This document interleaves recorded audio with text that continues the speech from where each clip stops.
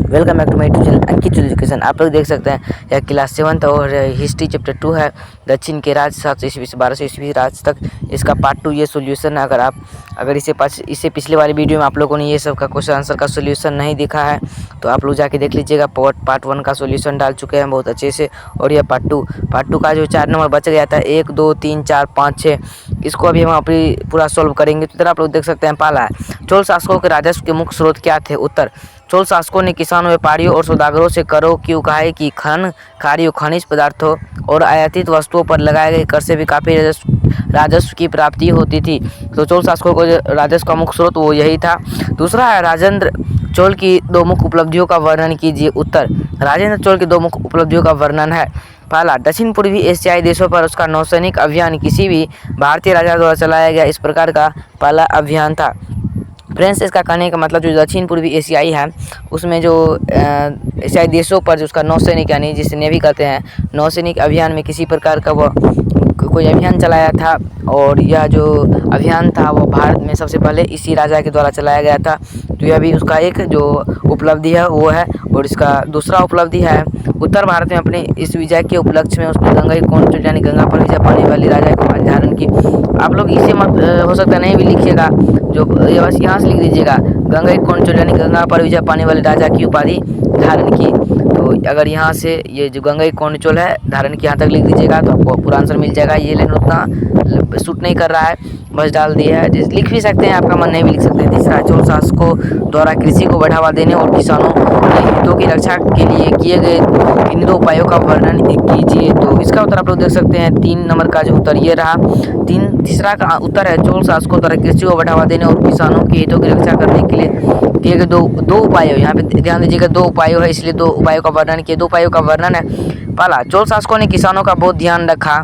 किसानों को फसल बर्बाद हो जाने पर लगान से छूट दी जाती थी, यानी जो किसान के ख्याल में हित में रखते हुए जो फसल बर्बाद हो जाता था तो उस पर क्या किए, जो राजा जो थे वो लगान जैसे कर वसूलते थे तो उसे थोड़ा बहुत छूट दिए थे।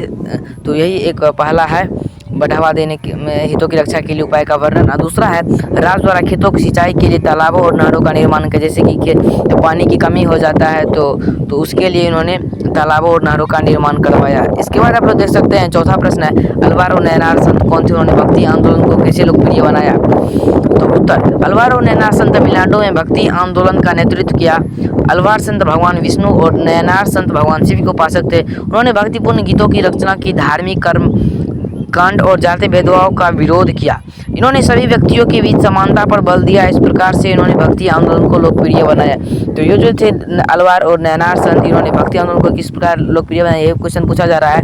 तो जो ये जो थे तमिलनाडु में जो एक भक्ति आंदोलन था उसका नेतृत्व किए थे। और अलवार संत जो थे भगवान विष्णु के उपासक यानी उसके पूजा करते थे, भगवान अलवार संत भगवान विष्णु के, और नैनार जो संत थे वो भगवान शिव के उपासक थे, मान उसी के पूजा वगैरह सब करते थे। और उन्होंने भक्तिपूर्ण गीतों की रचना ने, जिसका कि भक्तिपूर्ण यानी कुछ भक्ति अर्थ निकले भगवान के से रिलेटेड उस गीतों की रचना की। और धार्मिक कर्मकांड और जाति भेदभाव, जैसे कि धार्मिक कर्मकांड जैसे कुछ भी होता था, जैसे कि कुछ भी आप लोग जैसे पहले धार्मिक कांड होता जैसे गाय सबको मारा जाता था तो उसी सब का विरोध किया। और जातीय भेदभाव जो कि आज भी हो रहा है और धीरे धीरे खत्म होते जा रहा है, परंतु फिर भी किसी राज्य में इसमें सब चलता रहता है, और उसका विरोध किया।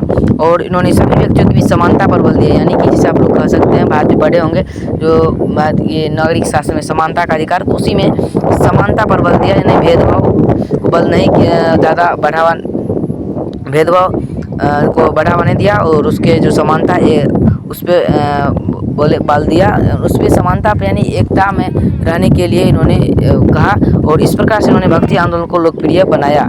तो इसके बाद आप लोग देख सकते हैं 5वां, महान संत शंकराचार्य के उपदेशों का वर्णन कीजिए। उत्तर, शंकराचार्य ने अपने अद्वैत दर्शन ईश्वर एक है अर्थात अद्वैतवाद का उपदेश देने के लिए संपूर्ण भारत का भ्रमण किया। इन्होंने अपने उद्देश्यों के केंद्र में इन 4 स्थानों का चयन किया।